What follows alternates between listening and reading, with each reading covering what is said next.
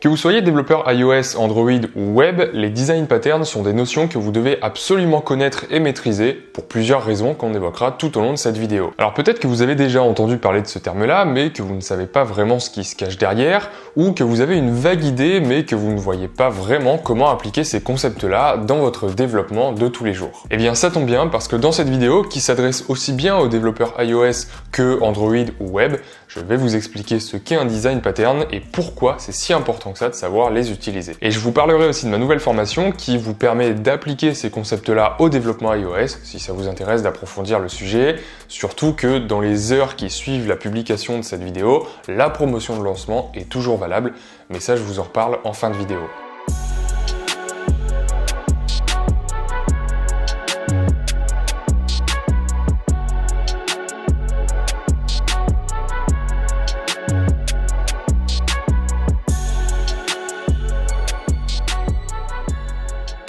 Donc déjà, qu'est-ce qui se cache derrière ce terme design pattern? Les design patterns, ce sont des architectures standards de logiciels qui sont utilisées pour résoudre des problèmes qu'on rencontre quasiment tout le temps quand on développe un logiciel. Parce que les problèmes qu'on a, plein de développeurs les ont eus avant nous. Et c'est pour ça qu'au fil des années, il y a des concepts qui se sont mis en place, qui ont été améliorés petit à petit comme ça et qui donnent aujourd'hui les design patterns. En gros, un design pattern, c'est un peu comme un guide pour organiser son projet ou son code. Donc il en existe plein, parce qu'il existe plein de problèmes, mais surtout un problème peut avoir plusieurs solutions, mais pour mieux s'y retrouver, ils sont répartis en plus ou moins 3 catégories. Les design patterns de création qui, eux, se concentrent sur la création d'objets, donc ils peuvent par exemple optimiser la réutilisation des objets plutôt que de les créer, de les supprimer pour les recréer à nouveau, ce qui pourrait poser pas mal de problèmes de mémoire par exemple, et donc de performance dans l'application. Les design patterns structurels qui permettent donc d'organiser les relations entre différents objets, parce que sans eux, on peut vite se retrouver avec plein d'objets comme ça qui communiquent entre eux et donc des données qui s'échangent de partout, ce qui est bien sûr à éviter parce que ça peut vite causer des bugs. Et ensuite, les design patterns comportementaux qui permettent de structurer la répartition des responsabilités. En gros, ça veut dire qui fait quoi dans l'application. Par exemple, dans la dernière vidéo dans laquelle je partageais les 11 principes clean code à connaître absolument en tant que développeur, on disait qu'on peut vite se retrouver avec des fichiers de code ou des objets qui font plein de choses à la fois avec tous les problèmes que ça peut causer. Justement, les design patterns comportementaux peuvent nous aider à éviter ce problème. Donc ça, ce sont des patrons de conception, mais il existe aussi des patrons d'architecture qui sont aussi souvent désignés par le terme design pattern. Et c'est sur eux que je vais me concentrer dans cette vidéo parce que selon moi, c'est par eux qu'il faut commencer quand on s'intéresse au design pattern, surtout en tant que développeur web ou mobile. Des design patterns, donc des patrons d'architecture, il en existe 3 principaux dans le monde du mobile, le MVC, le MVP ou le MVVM. Donc que ce soit pour créer une application iOS, Android ou web, il y a de fortes chances que vous utilisiez l'un de ces 3 quand vous intégrerez un projet. Le MVC pour Model View Controller, il est donc composé de 3 parties. Le modèle, la vue et le contrôleur. Donc quand je dis partie, c'est quelque chose d'abstrait, ça peut très bien être un seul fichier de code ou une seule classe, mais en général ça désigne plutôt un ensemble d'objets. Ça veut dire concrètement que les classes, les structures, enfin bref, tous les objets en fait qu'on va créer dans notre projet, ils vont être classés soit dans la catégorie modèle, soit dans la catégorie vue, soit dans la catégorie contrôleur. Après bien sûr, c'est à vous de voir comment vous organisez votre projet, mais vous pourriez très bien par exemple créer un dossier pour chaque catégorie. Donc la première catégorie, c'est le modèle. Et un objet du modèle, il doit être responsable de la logique de présentation. C'est lui qui gère en fait l'état de l'application, donc il doit récupérer les données et les mettre à jour si besoin. Le modèle en fait, il va se charger par exemple de faire les appels réseau ou tout ce qui concerne la logique de l'application et des données dont on a besoin pour l'application. Donc si par exemple on bosse sur une application qui affiche tous les films à l'affiche en ce moment, c'est le modèle qui va interroger justement le serveur pour récupérer tous les films du moment. Ensuite, la deuxième partie du MVC, c'est la vue. Un objet qui est dans la catégorie vue doit faire 2 choses. Il doit afficher donc les données sur un écran, donc à travers différents objets comme un bouton, un texte ou tous les autres objets en fait qu'on peut ajouter sur un écran. Et deuxième chose, détecter les interactions de l'utilisateur. En gros, c'est les fichiers view en SwiftUI, les XML sur Android ou alors l'ensemble HTML, CSS pour une application web par exemple. Alors si par exemple sur notre application on a un bouton like qui permet d'ajouter un film à ses favoris, c'est la vue qui récupère cette information. Et en plus de ça, la vue elle surveille en quelque sorte le modèle parce que elle est notifiée à chaque fois qu'une donnée change donc elle sait quand elle doit se mettre à jour, par exemple quand un film a été liké. Et la troisième partie du MVC, c'est donc le contrôleur. Lui, c'est un peu le médiateur qui fait le lien entre la vue et le modèle. C'est lui qui va analyser les données du modèle et prendre les décisions s'il faut. Il pourrait par exemple récupérer une donnée du modèle qui contient un film et décider qu'elle n'est pas correcte ou alors qu'elle est incomplète et du coup ne pas afficher le film dans la vue. Donc ça, c'est le MVC. Mais sans trop rentrer dans les détails, le MVC comporte quelques petits défauts qui sont quand même plus ou moins gênants en fonction des langages qu'on utilise. Et c'est pour ça qu'il existe un autre design pattern de conception qu'on peut considérer un petit peu comme une évolution du MVC, le MVP.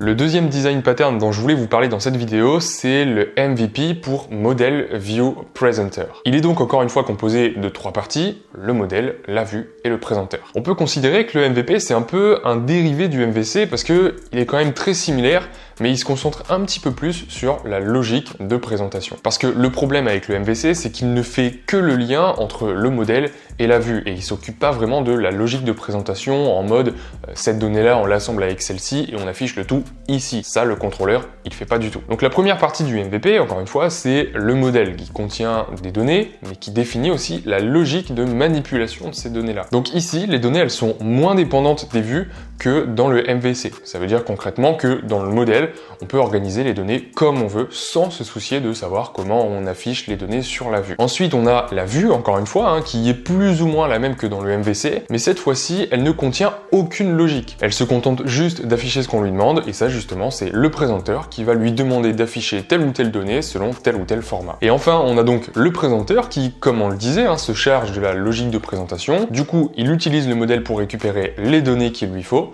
Ensuite, il les met en forme, il change le format, il les assemble, bref, il les manipule, et il les envoie à la vue en lui disant « Tiens, affiche ces données-là telles quelles ». Donc on comprend déjà plus ou moins que le MVP, c'est au final une sorte de MVC, mais dans lequel la partie qui est entre la vue et le modèle, donc le présenteur, donc cette partie-là, elle se charge de la logique de présentation, ce que ne faisait pas le contrôleur. Et pour finir, le troisième design pattern qu'on utilise souvent en développement mobile ou web, c'est le MVVM pour modèle, vue, vue modèle. Celui-là, il est composé de trois parties, contrairement à ce qu'on pourrait croire, parce que le VM signifie view model. On verra après à quoi il sert.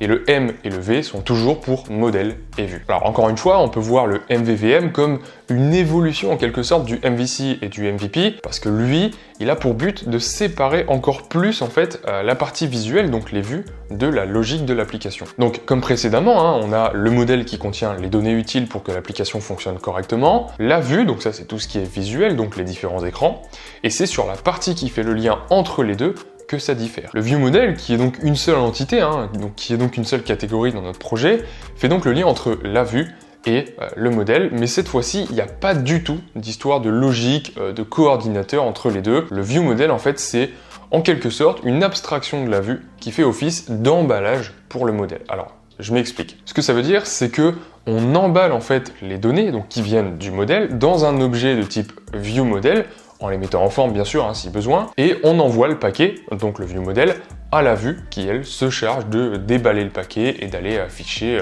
les données une par une là où elles doivent être affichées. Mais donc ça, cette correspondance entre les données emballées dans le view model et les endroits où elles doivent être affichées, ces données, eh bien c'est la vue qui s'en charge, alors qu'avant dans le MVC ou MVP, c'était plutôt le contrôleur ou le présenteur qui s'en chargeait.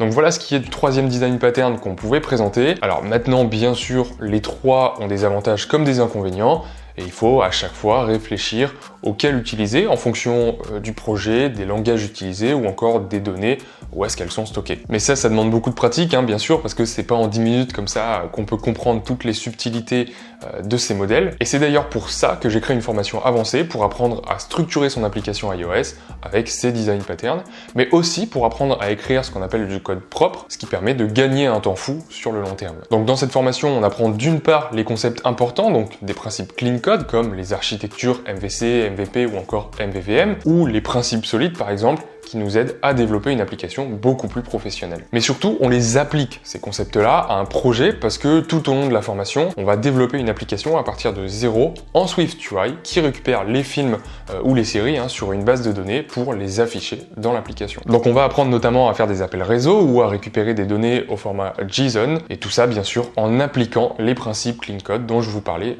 dans la dernière vidéo. Donc pour rappel, si vous voulez vous professionnaliser dans le développement iOS, que ce soit pour devenir freelance ou trouver un job, cette formation contient tout ce que vous devez savoir pour créer des applications pro en SwiftUI. Et la promotion de lancement, elle est encore valable au moment où je publie cette vidéo, mais plus pour longtemps parce que vous pouvez encore en profiter seulement jusqu'à vendredi qui suit à minuit. Donc si ça vous intéresse, le lien est dans la description. Alors maintenant qu'on a expliqué un peu quelles étaient les caractéristiques principales de ces 3 design patterns, peut-être que vous avez le cerveau encore plus brouillé qu'au début de la vidéo, mais c'est normal. Comme je vous l'ai dit, c'est des notions qui demandent pas mal de temps et de pratique, surtout pour être comprises, mais je vais quand même essayer d'éclaircir tout ça en expliquant en fait les différences principales qu'on peut voir entre ces 3 architectures. La première, c'est concernant les interactions de l'utilisateur. Qui est-ce qui va recevoir les ordres concernant les interactions, donc l'étape sur un bouton, le changement de texte dans un champ de texte, etc., etc. Dans le MVC, c'est la vue qui détecte ces interactions, mais c'est le contrôleur qui les traite. Alors que dans le MVP, la vue, elle reçoit ces interactions, mais elle les traite également, elle traite ces ordres. Et pour le MVVM, c'est pareil. Donc jusque-là, pas grande différence. Mais la deuxième caractéristique qui nous aide justement à les différencier, elle concerne les relations entre les 3 entités de l'architecture. On a vu à chaque fois qu'on avait 3 entités. Pour le MVC, un contrôleur peut contrôler une ou plusieurs vues, et une vue peut être contrôlée par un ou plusieurs contrôleurs. Alors que pour le MVP, une vue est associée à un seul présenteur. Et donc un présenteur s'occupe de la logique de présentation d'une seule vue. Et pour le MVVM, une vue contient un seul viewModel. On crée un viewModel pour chaque vue. Et enfin, le troisième critère, c'est le sens des relations. Et ça, c'est sûrement le critère le plus important. Chez le MVC, la vue ne connaît pas le contrôleur. C'est un peu un objet en fait qui fait sa vie dans son coin et qui reçoit des ordres en les exécutant sans chercher à comprendre. Mais par contre, bien sûr, le contrôleur, lui, en fait, il connaît la vue parce que c'est justement lui qui va envoyer ses ordres. Et la vue, elle connaît aussi le modèle parce qu'elle va chercher les données pour les afficher. Alors que pour le MVP, la vue et le présenteur se connaissent tous les deux et tout passe par le présenteur. Donc si la vue, elle a quelque chose à demander, comme un ordre de l'utilisateur par exemple, elle demande au présenteur. Mais la différence donc avec le MVC, c'est que la vue dans le MVP ne connaît pas le modèle et c'est le présenteur en fait qui lui fournit les données en interrogeant le modèle lui-même. Et pour le MVVM, le viewModel ne connaît pas non plus la vue. En fait, c'est la vue qui attend un viewModel. C'est un peu comme le colis Amazon, le colis, il ne sait pas dans quelle boîte aux lettres il va finir. Donc la vue dans le MVVM, elle ne connaît que le viewModel et donc pas le modèle. Donc voilà les 3 design patterns qu'on utilise le plus souvent en développement mobile et web, mais encore une fois, c'est normal s'il y a encore des zones d'ombre, c'est vraiment des concepts qui demandent pas mal de temps et surtout de pratique. En tout cas, j'espère que cette vidéo vous aura aidé et qu'elle vous aura appris quelque chose. Si c'est le cas, n'hésitez pas à me le faire savoir en commentaire et à lâcher un gros pouce bleu si la vidéo elle vous a plu. Et en attendant, moi je vous dis à tout de suite dans la formation.